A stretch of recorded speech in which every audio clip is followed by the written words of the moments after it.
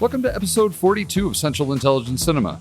Today, we are bringing you a brand new style of episode we're calling our Brush Pass Review.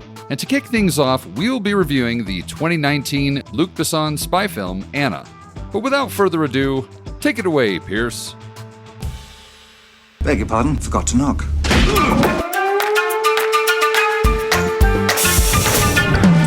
Welcome to the CIC, initiating security clearance. My name is Napoleon Solo. Bond. James Bond. Natasha Romanoff. Ethan Hunt. Felix Leiter. Elsa Faust. Identity confirmed. Now, pay attention, 007. Welcome to Central Intelligence Cinema, a podcast dedicated to spy movies and secret agent pop culture. Your mission, should you decide to accept it. Do you expect me to talk? I'm in the middle of an interrogation. This moron is giving me everything. Yeah, baby! Special agent, you're not having a very special day, are you? But remember, nothing ever goes according to plan. Tom, what do you think you're doing? Keeping the British hand out, sir. The state will self-destruct in 5 seconds. Coming to you from an undisclosed location on top of a washing machine that's vibrating very sexily. It's Central Intelligence Cinema Podcast. I'm Jason Greenberg, and with me, as always, Ben Esslinger. Thank you, Jason. Thank you, Jason, and welcome back to the CIC, the podcast that is feeling very fashionable today. Isn't it, though? We certainly are. But we're doing something kind of brand new here at the CIC. A little different. Little something different little new, for you. Little different. A little new, a little different. We figured, we want to give you more of what you like, which is content. And in our case, ridiculously stupid and uninformed, unscholarly-like content. Hashtag silly spy shit. Hashtag silly spy shit. So we are doing something called a brush pass review. And how do we want to here's the thing. Why is this different from a regular review, you might ask? Yes. So, and also, if you want to... Never mind. So, what is the difference between this and a regular one, you might ask? Well, it's simple. Our regular reviews are straight up reviews. We take the things, we dissect, we put pieces. Very in depth. Very in depth. We get our talkie on in the in depth ones. We dive in, we do what we need to do, blah, blah, blah, blah, blah. And you all like it because you keep coming back. So this is great. But we also realize sometimes we get a little too talky, maybe a little too in depth. And sometimes you want like a bite-sized chunk, like a dessert. Yes. As if the regular ones were an entree. This is like the nice little gelato at the end. Cleanse the palate, but still remind you of the meal that you just had. Indeed. And there are, we have discovered in our many travels, some movies that just sort of don't lend themselves to a straight up format. Right. Like we do with the movies that we typically do. Right. And there are some spy movies out there that maybe don't need the fine-tooth comb that we sometimes run over some of the quote-unquote bigger spy movies that we tend to tackle here on the CIC, but they're still worth mentioning. Absolutely. And so we found a new kind of semi-new format to kind of take a look at those movies that we're calling the Brush Pass. So this will be more of a review in general rather than in depth. Yes. We watch a movie, then we come down, we record our thoughts, we share them with you. Yes. And then we move on to whatever the next adventure is. And hopefully you get back to us and tell us what you think of it. Yeah, this is very important. This is experimental. This is where using them fancy things we're always asking you to do come in place. That's right. With the email, with the Facebook, with the Instagram, with the Twitter. Do especially interact with this one. Yeah, but let us know what you think of this. If you think it's cool, if you think it's dumb, stick with the old thing on everything else. Do this only. Any ideas you have. We want to hear everything from you guys. But hey, we're going to try something new here, and we're all going to see how it goes. That's right. And so today we are doing a review of the movie Anna by Luc Besson. Luc Besson. Probably Luc Besson. Luc Besson. We might get corrected by Chris Ty. No, he seems to know his French. He does. I'm pretty sure it's Luc Besson. It's Luc Besson. Yeah. Yes. Yeah. But should we jump right into this? Yeah, let's do it. It's quite the fairy tale you got going on here. From top flight model in Moscow to rubbing shoulders with the elite. What was the nature of your relationship with Oleg Filenkov? You entered his hotel at 1:37 p.m. Did you notice anything suspicious? Like what? Can't you look at the hotel security cameras? Tapes were erased. Looks like we're dealing with pros.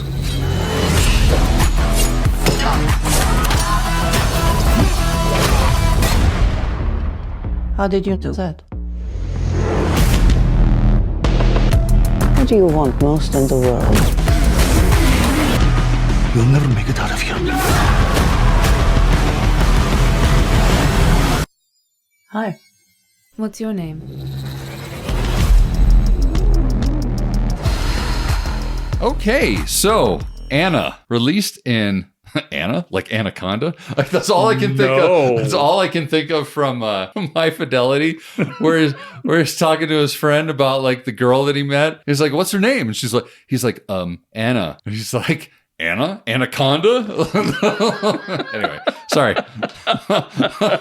We're like 30 seconds into a review. I'm already taking us. We're going sideways. Yeah, all right. Well, anyway, Anna, released in 2019, written and directed by Luc Besson, who, for the uninitiated, has made such classics as The Fifth Element, Leon the Professional, Nikita, Lucy, and was a writer on the Taken and Transporter franchises. He also made, what was the science fiction movie? Valerian. And the City of a Thousand Worlds or something like that. Yeah, which I know you're a fan of. I'm a fan of the movie. I can never remember the title. If there's more than 3 words in the title, forget about it. Star Trek II and the Wrath of something. Yeah. That thing. But yeah, Luc Besson has kind of been making Atomic Blonde movies before Atomic Blonde ever blonded. But that being said, Atomic Blonde might be better. Oh, there's no question in my mind that Atomic Blonde is better. Yeah, it is. But that's not to say that this isn't a fun watch, because Anna's a fun watch. Oh, absolutely. So, cinematography was done by Thierry Arbogast, who's a very frequent collaborator with Besson, having done pretty much all the movies I just mentioned. Which, I mean, as far as photography goes, I thought it was done very well, especially in the fight scenes. I did like the coverage is really good. And I don't know if that's down to blocking or down to actual photography discussion. I mean, that's sort of a thing that you work out with your DOP, you know. Yeah. So, and I'm sure he probably was involved, but you got to imagine second unit was doing a lot of that action stuff. Second unit, you've probably got a fight coordinator. Yeah. You've got all sorts of stuff. So, but all very clean, crisp, but no fuzzy bits in it where, you know, they look like they were trying to cheat something. Right. You know, it definitely had the Leachian feel to it. Yeah, very David Leachian. But yeah, I have no problems with that. By the numbers, the budget was $30 million, and the movie barely broke even, bringing in $32 million worldwide. Worldwide, that is not good. It's not great. But of course, one of the things that may have contributed to that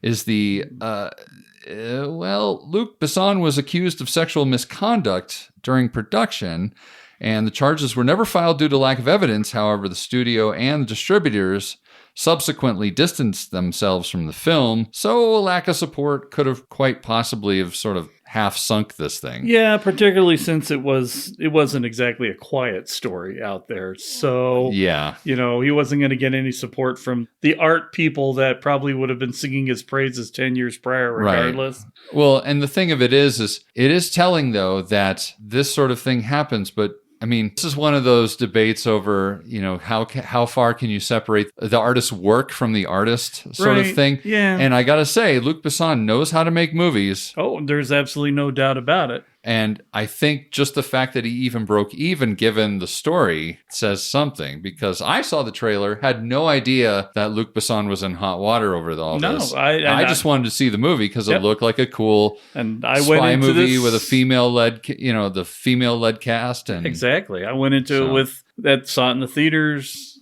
regardless of the controversy. Movies I want to see. Right. So, you know, we can all talk about Michael Jackson and moonwalking, but you know, you got to pick your battles. That's kind of my thought on the whole thing. And honestly, you know, we're a silly podcast. We're not going to get into the in-depth ramifications. It's really not our place. Socio whatever in here. Certainly. We're just reviewing movies. Indeed, that is not our place. No. And if it ever becomes like that, I'm pretty sure our show is done. So yeah. So moving right along. Music. Eric Serra somehow continues to get work, despite the fact that the GoldenEye soundtrack is still a thing that exists. But it does turn out, I didn't realize this, he's a frequent collaborator with Luc Besson. All right. And he did do The Fifth Element, which I don't hate. No. And honestly, I didn't hate the music in this either. No, it was perfectly adequate for the film that it was. Well, and here's the other thing. It's a movie that's set in the 90s, which fits Eric Serra perfectly. Sure. He's not even out of his wheelhouse. He's not out of his wheelhouse. It's right there for him. So you'd have to try to screw it up. Yeah. So no problems there. So getting into the main characters, of course, we've got Anna, played by Sasha Luce, or Luce? I'm going to say Luce. Dealer's choice. It sounds funner to say Luce. Luce. Sasha Luce. But I thought she did a fantastic job. I think the thing that I was most impressed by was how physical she was able to be. Absolutely. How convincingly capable she was holding guns and fighting. And she handled all the choreography really well. There's that scene. I'm going to be singing the praises of that restaurant scene over and over again. I know. And the job that she did in there are very few moments where I could even tell, or not, I don't think I could tell if there was ever like a stunt double in there, mainly because when she was on camera and you could see her face, she did such a spectacular job. Right. There was no obvious dissonance between her and her stunt woman. So, yeah, well, and that's what a good stunt team does for you. They make you look good. Right. It's their whole job to make the star look good. So. Right. As far as that goes, I thought she did a good job there. I thought acting wise too, just in general, I thought she did a pretty good job. Yeah. There was never a moment where I was like, I don't know. No, and I mean, they certainly didn't take the character too far in depth in too many places, but do you really get a lot of in-depth character development in a Luc Besson movie, particularly for the women?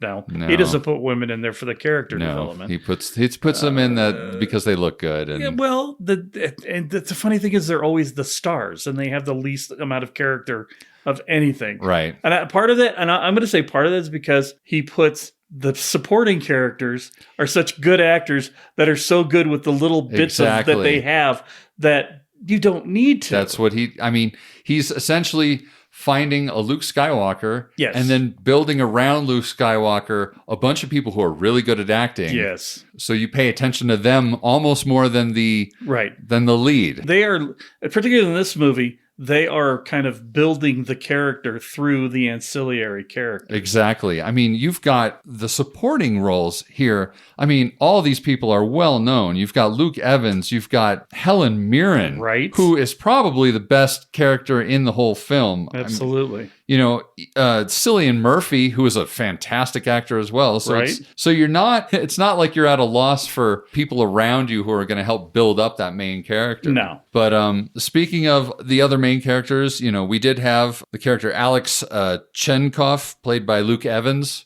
who did a good job. I mean, I don't think they gave him too much to do other than just kind of look cool and smolder and have sex with Anna. Right. So, I mean, so hard job. Rough job.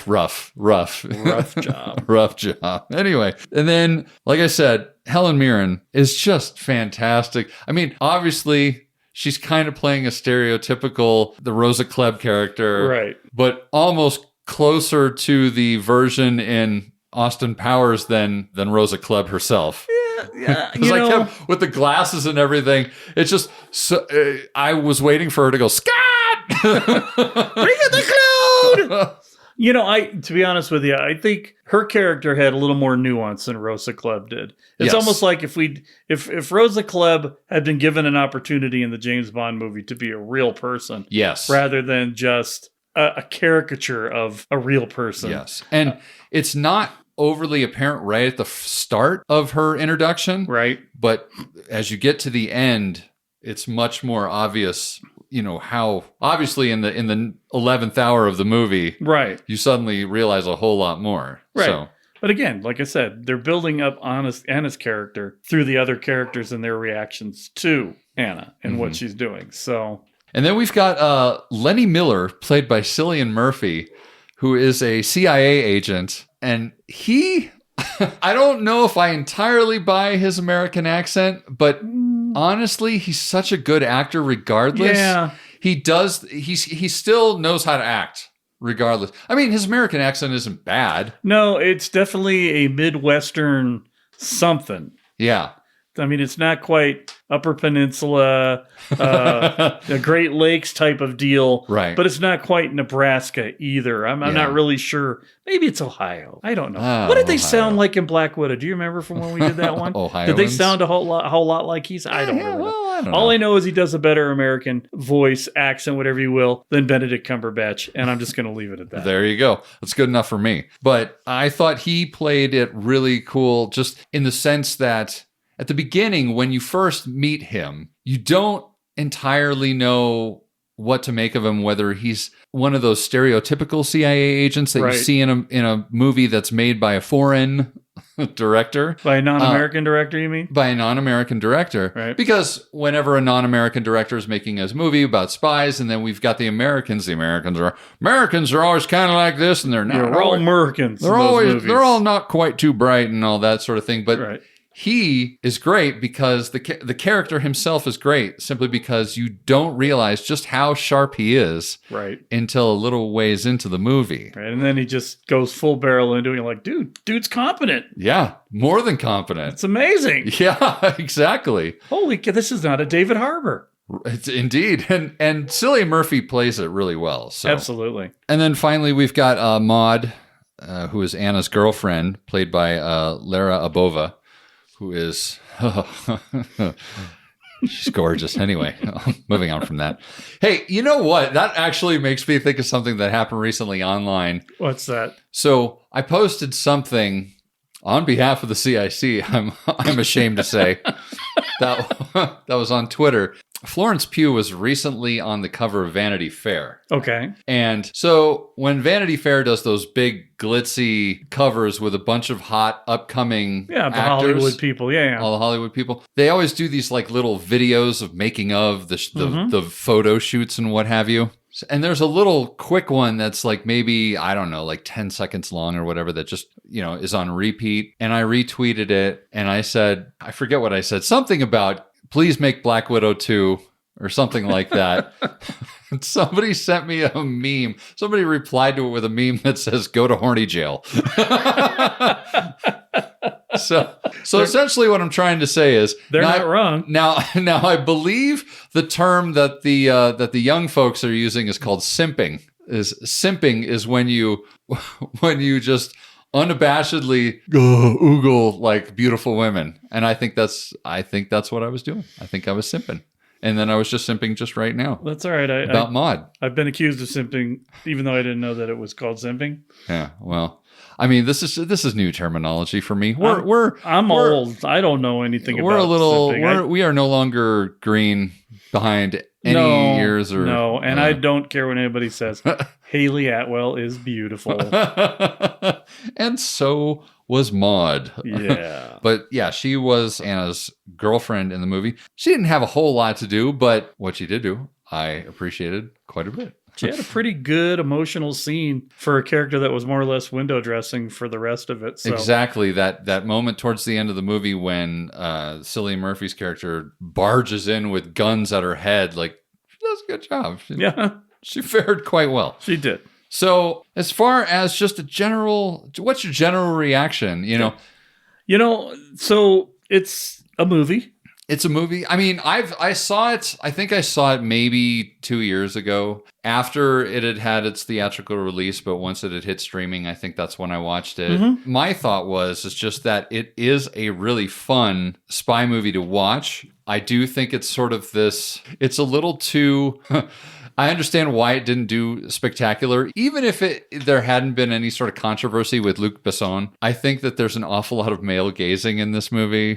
There's an awful lot of male wish fulfillment going on in this movie. So it's a Luc Besson movie. It's a Luc Besson, yes. All right. It's essentially a Luc Besson movie. Now, that being said, the storyline, the plot, the way that they created all the twists and turns is maybe one of the biggest strengths of the movie. It's just how they keep twisting the story on its end. I do wish that they hadn't quite done all the time jumping. That made it a little, I don't know. Normally, I don't really care about that kind of stuff. Mm-hmm. This one, I just sort of felt like we're trying to be sneaky, clever, but we can't figure out a way to get through our own cleverness other than to do a flashback. Right. Yeah. And, almost too smart for their own good. Well, or not smart enough to be good, to be honest with you. Because isn't this more or less what Atomic Blonde was? Yeah, very much so. And did we do any time jumps in Atomic Blonde? There were a couple of flashback scenes, but it wasn't like, let's go back 6 months, let's go back 3 months, let's go back 2 years. Oh, it's 85, and now it's 90, but is it 90? Because those fucking phones aren't from 1990, and I'm pretty sure that Benz isn't either. But, you know, this is what I thought of when I saw it, was that it's Atomic Blonde, but not that same level. Right. And what's hilarious is, and don't get me wrong, I like David Leitch, right? But he's not Luc Besson. Right? From an artistic standpoint. From a directorial standpoint. And yet he made what is effectively the same movie significantly better. Yeah. Because if you put Atomic Blonde against Anna, Atomic Blonde is going to win every time. Yeah, absolutely. Because everybody has a character. Your main character is being acted the shit out of by Charlize Theron. Right. All of the supporting people are doing what all the supporting people in Anna are doing. But better, because the character supporting is better. Right. And at the end of the day, and this is, I think, the biggest criticism I'm going to have this week, I gave a shit about what was happening to her in Atomic Blonde. Whereas this one, I'm like, she's going to survive at the end because that's how this movie's going to end. Right. If anything, you're more concerned with, well, what happens? Right. How do we get to the ending we know is coming, not the ending we know is coming? Right. Exactly. So I will say one of the strengths, though, are the action sequences. They absolutely are. I mean, he really, I don't know who his stunt coordinator was, or, you know, how they worked all that type of stuff out. But man, that restaurant scene, it's so good. It is. It is. Like the blocking in it, the camera movement, it all feels really fluid and organic, and she never feels superhuman. No, because they don't put her in any kind of combat situations that someone her size couldn't get out of. Yeah. I mean, even the scene at the end after she's killed the head of the KGB, and she's fighting all these KGB agents and sliding through this and jumping through that and all that sort of thing. It never got to a point that was like, I don't know. Yeah. You know? Although I will say that last big fight scene at the KGB offices was not as satisfying as the restaurant scene was. Right. No, not at all. It was wasn't like as ballet gritty. And then jazz. And yeah. You know, I'm going to be honest with you. I hate ballet and I hate jazz. How dare you? I love jazz. But as far as watching something like this, I'd much rather watch ballet dancers dance than jazz musicians dance. Right. I'm just saying. Well, because one's a lot more planned out. Right. And the improvisational aspect that I'm kind of alluding to in that last one seemed more planned than the planned one did. There just wasn't that level of flow. Because it went from what was basically a murder porn dance, right, to a barroom brawl. Right. And I don't buy her in a barroom brawl. Right. And it felt more it teetered on being video gamey. Exactly. As she was just kind of walking through this hallway, shooting all these guys, and you know, as much as they tried to get to, well, I don't remember when Daredevil came out, but I think about that hallway fight scene in Daredevil. Significantly before this did. I think Daredevil came out in 2014, 2015. So that was well before. Yeah. So he could have very well been influenced by maybe something like that. But maybe. I think they were going for more of a John Wick vibe in that last one. Yeah, very much. Because it was all about one shot kill. But the thing is, when Keanu does it, when Keanu does it, there's that definitive, you're dead, right? It's not one shot, it's a headshot. Or if there's no headshot, 2, just to make sure. Right. And she went through sort of like, maybe he's wounded, maybe he's dead. Maybe he's wounded, maybe he's... No, he's dead. He's dead. Maybe he's wounded, maybe he's dead. Well, and they're sort of guilty of that too. In the other scene, which I do love, is the fashion walk... fashion murder porn montage. Yeah, where half of it is her doing a lot of fashion shoots and a lot of glamorous models and hot girls and all this stuff, and somehow intercut with Anna going on all these different assassination gigs that she's got going. And all the shots are to the time of the music, and everything's very glitzy and fancy. And honestly, that montage, I feel like Luc Besson had that in his head and he built a spy movie around it. Totally. That's exactly what it felt like to me. It's like the aquarium restaurant in Mission Impossible. Like that was the whole impetus for making the movie, was to get a bunch of water to fall down and almost drown Tom Cruise. Right. De Palma had in his head, yes, I want to do this scene with a giant wave of water, and they're in a restaurant, and I shall build an entire Mission Impossible. Make it happen. Call it what you will. Weaknesses of the film. I didn't necessarily... I don't think the film has any weaknesses other than, in general, it could be better character development of the main person. Yeah. But it doesn't try to be something it's not. Yeah. So it can't really be, there can't be any weaknesses. It's in its wheelhouse. It knows where it's going. Yeah. It's following the rails that everybody else follows. Right. It's just got the kiss of Besson. I think if I was to give it a weakness, again, I'm not super crazy about the time jumping all over the place, almost using it as a crutch, like you were sort of saying, especially with the boyfriend. That was we were watching this together, and I actually paused the movie because I'm like, well, wait, when is this going on when she's on drugs with this terrible abusive boyfriend? Because it's the one part in the movie where they don't give you a time jump. They literally just move back without even a Scooby-Doo. Right. It's just a hard cut. All you get is she has ugly hair. Why does she have ugly hair? Well, it's even worse than that, because the hard cut is to her literally having sex with this guy, and it's not... And her hair's ugly. And her hair's ugly, and it's just bad, and it's... Yeah. Yeah. So again, I hate the conceit of having to utilize that to tell you where we're going. If you're telling a story well enough, you've gone back to the period of time that you need to go into, and you don't. Right. We knew when we were in 1955 in Back to the Future, right? And now granted, we're going from 90 to 85. There's not that much of a shift, but through costuming and acting, you should be able to tell. I guess what I'm saying is, like, I got that they went back in time because I told you this is happening before, right? Mm-hmm. The time jumps I should have just been able to know they're going back to here, they're going back to there. Exactly. All you really needed was from that opening scene with the heads, and we're going to talk about the heads. Oh, yes. The opening scene with the heads, you needed to know that this was now happening 5 years in the future. That should have been the only extrapolation you needed. Or 5 years in the past. Well, no. It started in 85. Right. Then we needed to know from there, the actual story takes place 5 years later in 1990. Yes. We didn't need the 6 months, 3 months, 4 months, 18 months, 22 months. Everybody that I've seen that's done this successfully just films the scene in its entirety and then edits the parts you need for where you're at and then gives you more as you're trying to expose it. You don't need a time jump because you just watched that scene 20 minutes ago. Right. You should understand that this is happening at the same time. Also, speaking of that scene, the very first scene in the movie where it's 1985 and all these American diplomats and assets are driving around. Doing their thing that they're doing in Moscow. They're doing their thing in Moscow.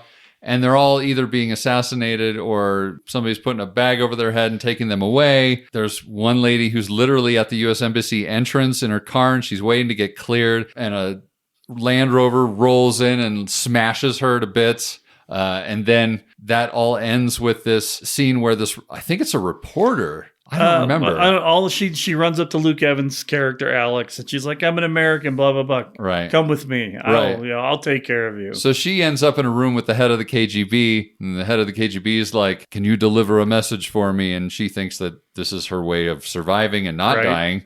And she's like, sure. Well, not sure. She's like, and then what do? We cut to a box from FedEx or whoever. Right. And being delivered to the CIA. Yeah. And they're like, oh, we're so surprised when we open and there's a human head in it. Are you, though? You're the CIA. I'm like, first of all, I watched this cut to this box and I already know there's a head in there. And I couldn't even remember that from the movie. Right. What else comes in a box that's shaped for fitting a bowling ball? Exactly. Now, what I did like was that at the end of that scene, after he opens up the head and you see the wide shot and his desk is full of boxes of that exact same shape. Yeah, size, same packaging. None of them opened yet, though. Yes. This is the first one. That was the first one. Now, the thing about this is, while it's a great thing to open with because it shocks the watcher into the movie, the payoff is not amazing for it. I almost feel like he had this idea in his head. Luc Besson had an idea for this sending heads to the CIA idea. Probably because he watched another movie where something like that happened and said, I need that in my movie. Right. And then he had to figure out a justification for having it in there. Right. And it doesn't come until the very end of the movie where Cillian Murphy's character it's his fuck up why all these agents died. Right. And so he's trying to make good within his own organization. Right. And in his own conscience, I think, too. Well, okay, fair enough. But it's weird that they waited so long to... Well, he said it took him 5 years to get to that point. He literally had been planning this probably from the day he opened up that head. All right, fine, it works. Because he really needed Anna to pull it off. Right. So he was waiting for the right asset to come along to turn and get what he needed. So if she hadn't been there, it could have been 10 years before he got what he needed. Just real quick to go back to the whole time jumping thing.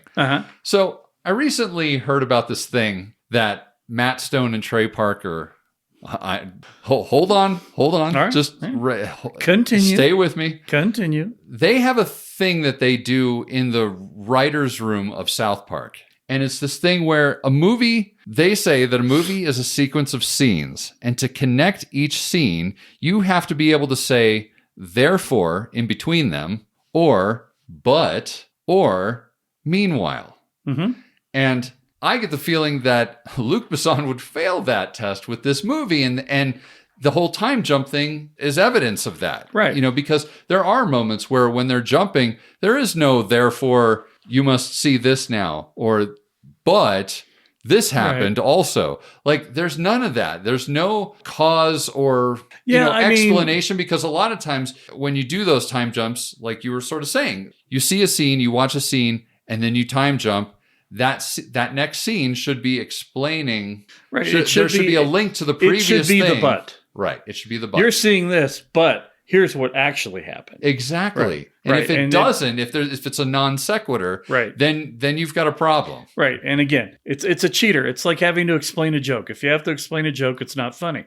If you have to tell me something is happening in a movie because it's not explicitly in the writing and the performance, there's a problem there, whether it's the writing, the directing, the performing, or all three. Right. Sometimes a bad script is just a bad script. Yeah. And you need crutches to get you along. Mm-hmm. I mean, did I need to know that I was in Norway for Black Widow? Yes. Did I need a gigantic big sign telling me I'm in Norway? Probably not. Because good writing would have said, Erndi, Glerndy, Vlerndy, Herndy. Right. Welcome to Norway. Or driving. You would be better off. You were getting to the right there.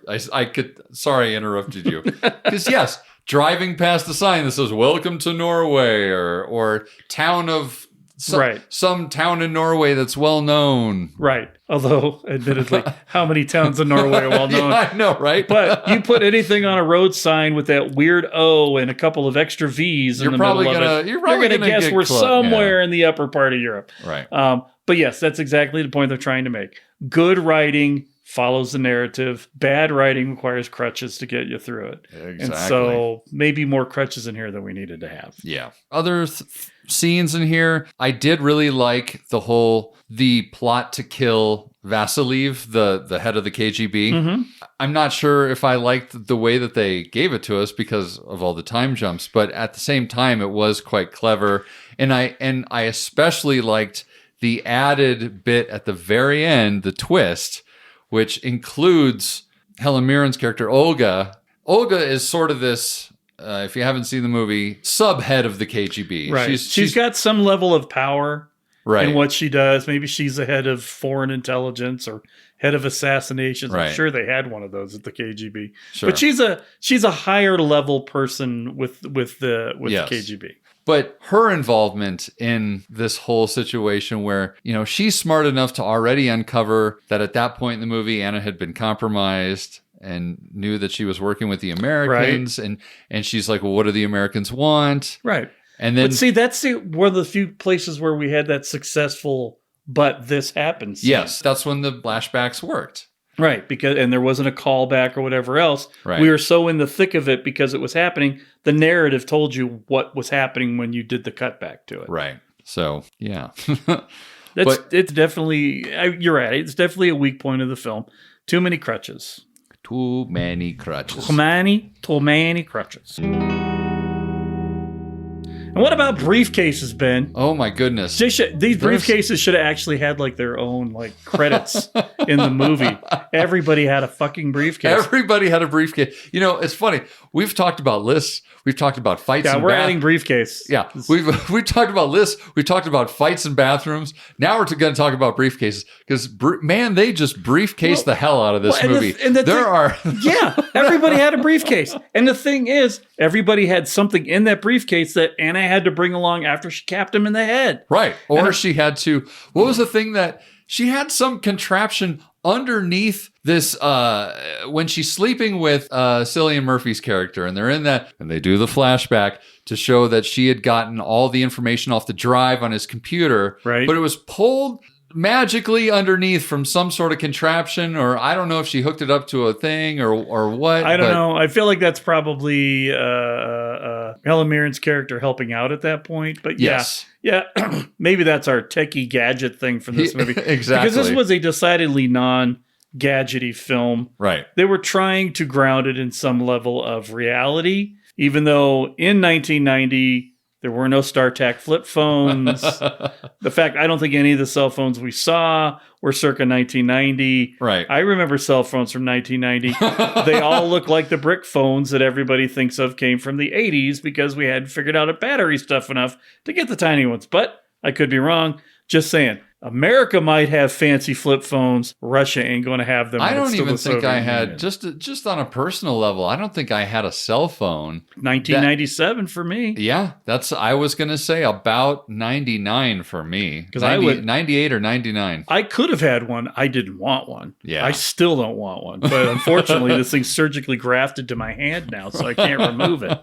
But yeah, a lot of briefcases. Yeah, a lot of briefcases. And yet no gold coins. No gold coins. No gun that magically gets made out of parts from it. Right. No knife that comes out the side of it. No secret combination thing to get it to open properly or releases some sort of a gas. Right. There's no bullets in it to, I think we need to amend this. Briefcases are okay, but only if they do cool shit. That's right. If they don't do cool shit. If they just contain contain a list, or they contain a bathroom fight, or they contain any other things that we don't like. That's right. Disk drives, microdots, all that horse shit. By the way, all in perfect display in this movie.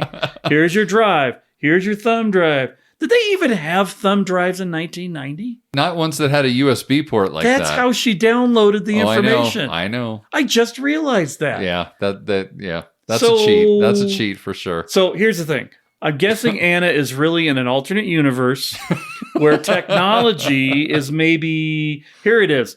I don't know if you've all watched For All Mankind on Apple Plus. Check it out. It's great if you like space. There was the premises the Russians got to the moon before we did. All these technologies came from it because we had to catch up with them. They had email in the 80s. They had cell phone in the 80s.